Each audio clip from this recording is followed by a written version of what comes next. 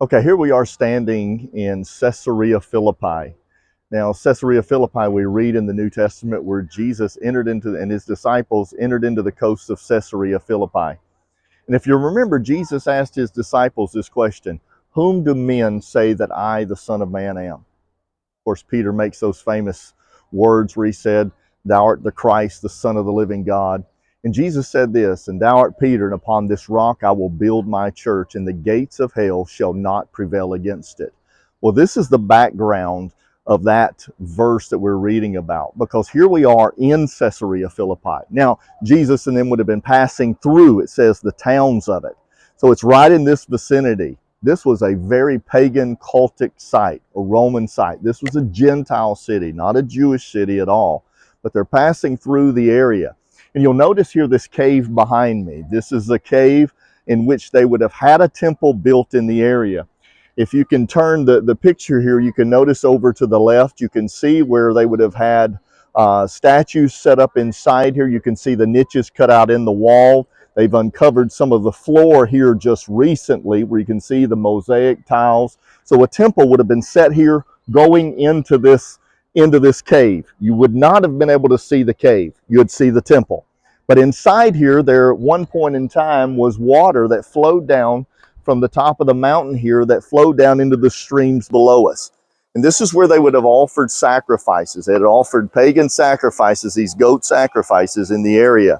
Now, understand in Roman theology or Roman life, they had several places that they referred to as the gate of hell, the entry of hell.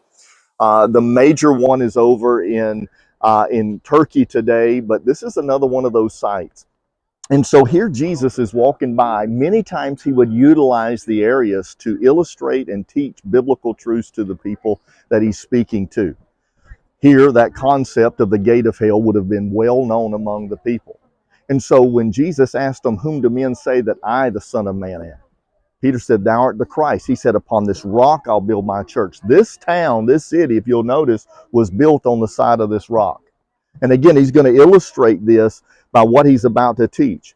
Because if you'll notice back up to just behind us here, you'll see the niches up in the walls here. They would have had statues to different pagan Roman gods all through the area here. And so they would be looking, you have a God for this, you got a God for everything. But who is he? And he showed him, "I am the Christ." He said, "Thou art the Christ, the Son of the living God." And so then he said the gates of hell would not prevail. And he would utilize this because he's showing that, listen, they're in the heart of paganism right here. They were in the heart of it. And Jesus is showing there ain't nothing going to stop the message that he is going to be sending out, the gospel that will be proclaimed. There's nothing going to stop it. And no matter where we go, no matter what we face, listen, we have been called and we've been sent out to preach the gospel, and there should be nothing that should deter us, nothing that should fear us, because we've got the command that the Lord Jesus Christ gave us.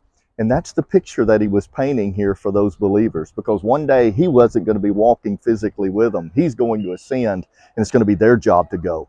Just as it is our job today to continue on to go, and should let nothing hinder us, nothing stop us from getting the gospel out.